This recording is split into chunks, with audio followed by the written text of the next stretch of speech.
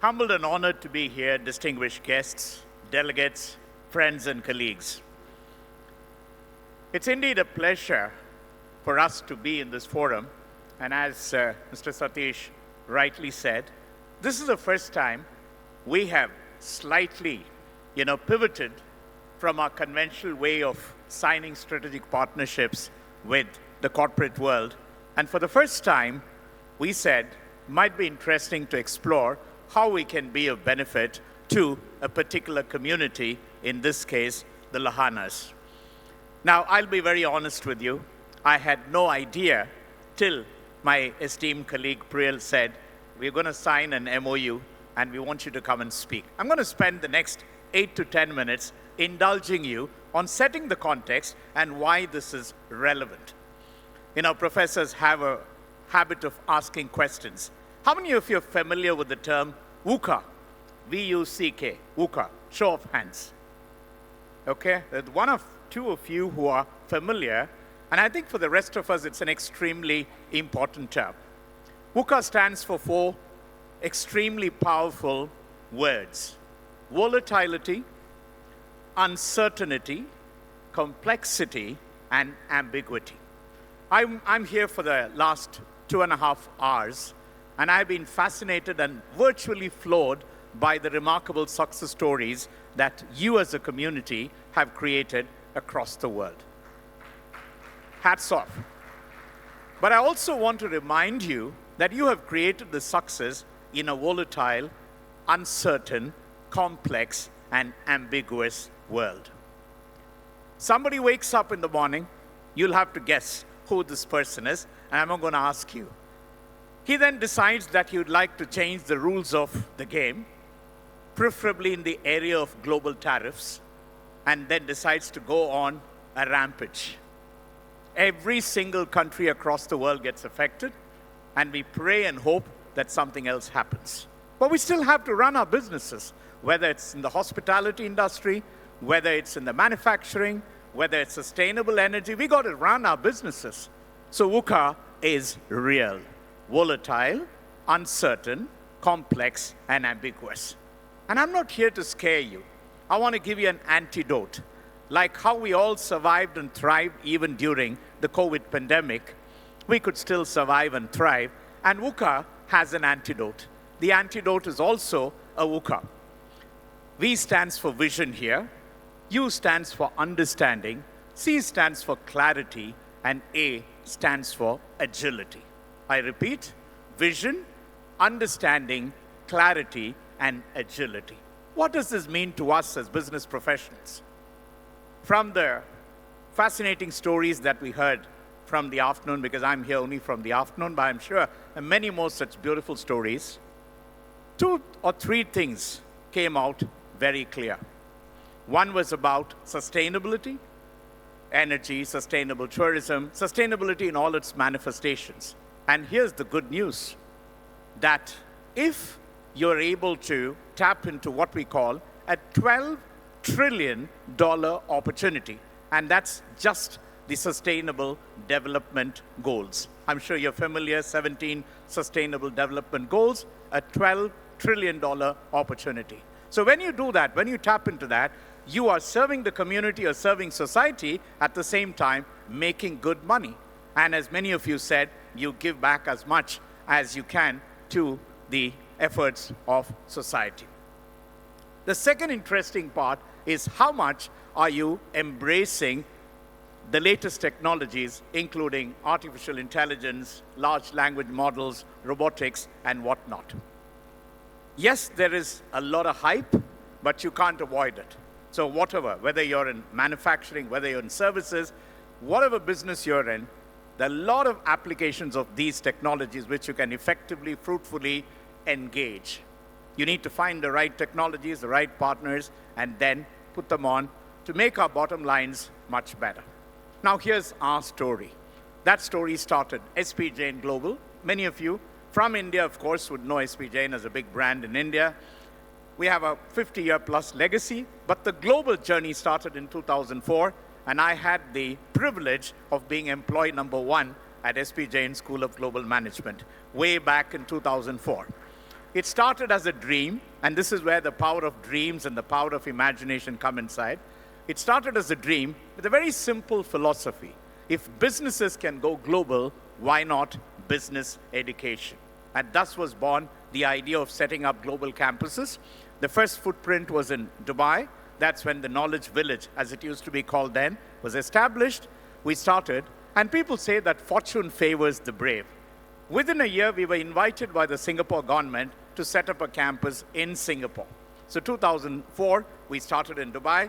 2006, a Singapore campus, and thus was born a unique business model based on multi-campus experiences for students.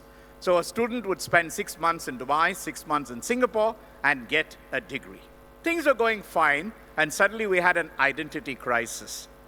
Are we an Indian institution? Are we a Dubai-based institution or a Singapore-based institution? The answer came in getting a global accreditation. So today, as we stand, we have an accreditation from Australia, we have another accreditation from UK, and we also are licensed by the Dubai government, currently with KHDA, that's the Knowledge and Human Development Authority, and pretty soon we will also be accredited by the Ministry of Higher Education. And then we said, so let's have Dubai, let's have Singapore, Sydney. Then Mumbai, of course, we set up our own global campuses in Vadala and in Kurla, if you're familiar with Mumbai. And then said, we can go beyond. And then we went on to London. We set our campus in London with the auspices of the Ministry of Education in UK. And last year, we acquired a full-fledged university in Silicon Valley, California. And this journey goes on.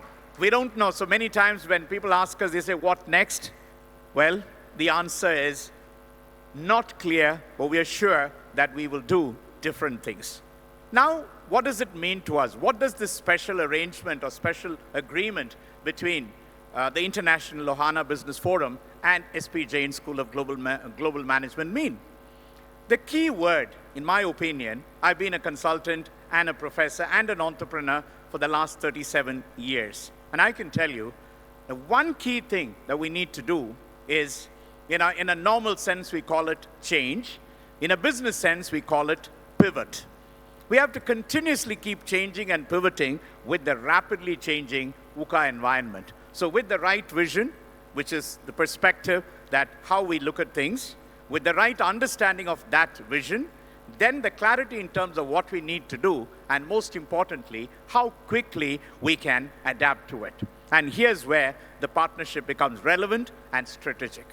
We have been in this for quite some time, and in the shortest possible time, our efforts have been vindicated and realized by some of the most exotic and respected global institutions. 2010, we were ranked among the top 100 business schools in the entire world by Financial Times. And we said it's like a flash in the pan. 2011, we repeated it. A few years back, we were top 20 in the world by Forbes, top 10 in the world by Forbes.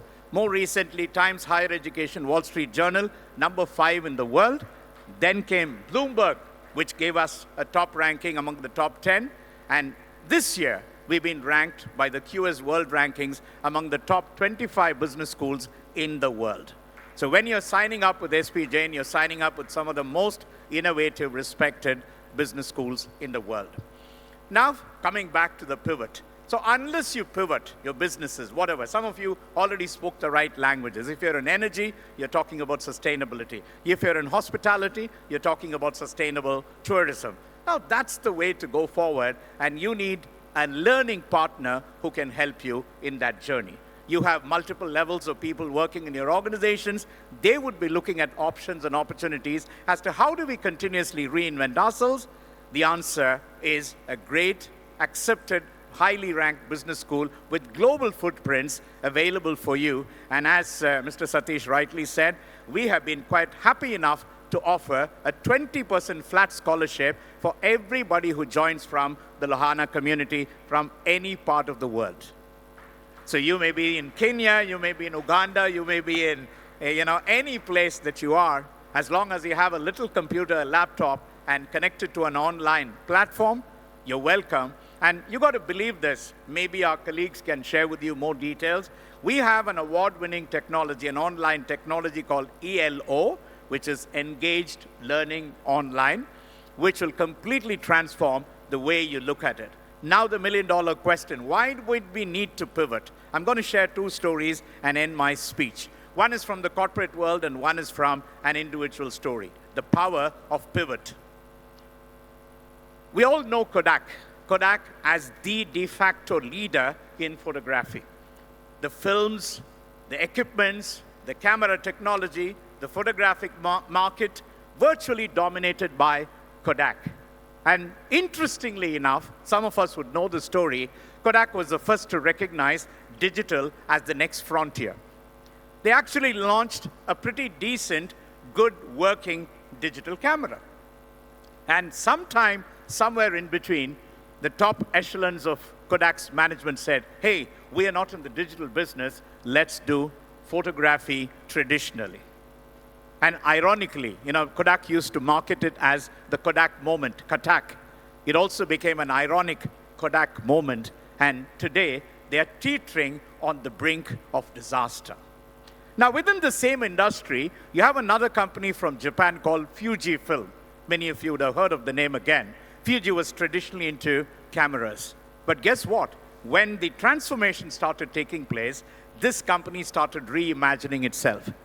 From being just a photographic company to a digitally transformed company into personalized equipments, medicine, and when COVID came, they were big time into COVID accessories, and today, a thriving multi-billion-dollar success story in multiple areas by just pivoting their business.